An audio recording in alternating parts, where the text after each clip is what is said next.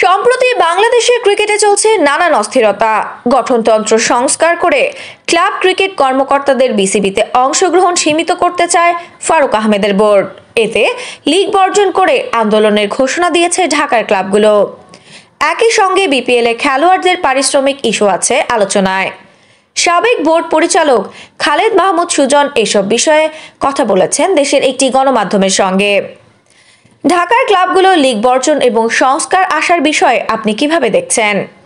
খালেদ মাহমুদ: আগে দেখি গঠনতন্ত্র কি হয়, কিন্তু যা শোনা যাচ্ছে তা খুবই অনাকাঙ্ক্ষিত। ক্লাবগুলোর কারণে বাংলাদেশের ক্রিকেট এতদূর টিকে আছে কারণ ক্লাবগুলো ক্রিকেটারদের বেতন দেয়। এভাবেই সবকিছু চলে। আমার সময়ের আগেও এটা হয়েছিল এবং এই কারণে ক্রিকেটে আগ্রহ বেড়েছে। আপনি যদি ক্লাব বা কর্মকর্তাদের বঞ্চিত করেন, একসময় প্রিমিয়ার লিগ বন্ধ হয়ে যাবে এবং এটি দেশের ক্রিকেটের জন্য খুবই ক্ষতিকর হবে। একসময় খেলোয়াড়রা না খেয়ে মারা যাবে। বিসিবি কতজন খেলোয়াড়কে বেতন দেবে? আপনি দেখবেন প্রিমিয়ার লিগ এবং প্রথম বিভাগ থেকে তৃতীয় বিভাগ পর্যন্ত প্রতি বছর 40 থেকে 50 কোটি টাকার টার্নওভার হয়। তারা খেলোয়াড়দের বেতন এবং তাদের ভাতা দেয়। আপনি বিভাগগুলোকে উৎসাহিত করছেন, কিন্তু বিভাগগুলো থেকে আপনি কি পান? তারা কিছুই চালায় না। সেখানে কোনো প্রিমিয়ার লিগ বা টুর্নামেন্টও নেই। আপনি তাদের পুরস্কৃত করতে চান, কিন্তু যারা বাংলাদেশের জন্য কাজ করেছে আপনি তাদের বঞ্চিত করছেন। আমার মনে হয় এটি ভুল কৌশল। কেবল সময়ই এর জবাব দেবে। বিপিএল এর গভর্নিং কাউন্সিলের সদস্য সচিব বলেছেন যে তারা শুধুমাত্র মিডিয়া থেকে পেমেন্ট ইস্যু সম্পর্কে জানতে পেরেছেন।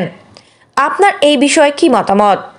খালেদ: একটি দলকে বোর্ডে নেওয়ার অর্থ এই নয় যে এটি বিসিবির দায়িত্বের অবসান।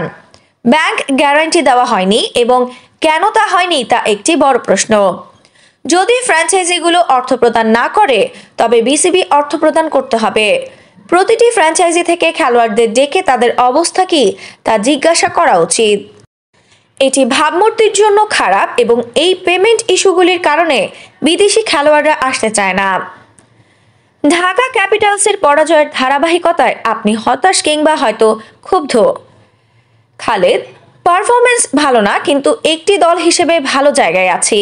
আমি হতাশ হই না, কারণ শেষ পর্যন্ত এটি খেলোয়াড়দের খেলা। আমরা একভাবে পরিকল্পনা করতে পারি এবং প্রতিপক্ষের কাউন্টার প্ল্যান রয়েছে যা তারা বাস্তবায়ন করতে পারে। আমি চাপ দেই না। আমি সবসময় বলি যে আমাদের প্রক্রিয়াটি ঠিক রাখতে হবে, কিন্তু তা হচ্ছে না।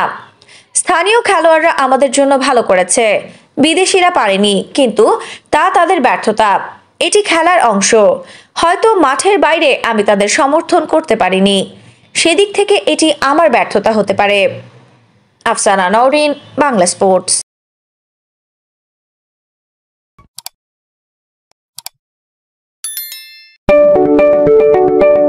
আপনি কি ফটোগ্রাফার খুঁজছেন? আমাদের আছে এক ঝাঁক অভিজ্ঞ ফটোগ্রাফার। সেই সাথে আমাদের আছে সরকারি ও আন্তর্জাতিক প্রতিষ্ঠানের সাথে কাজ করার এক বিশাল অভিজ্ঞতা। আমরা কর্পোরেট, মডেল, প্রোডাক্ট, ওয়েডিং, জন্মদিন সহ সকল ধরনের স্পোর্টস ফটোগ্রাফি সর্বোচ্চ কম মূল্যে করে থাকি।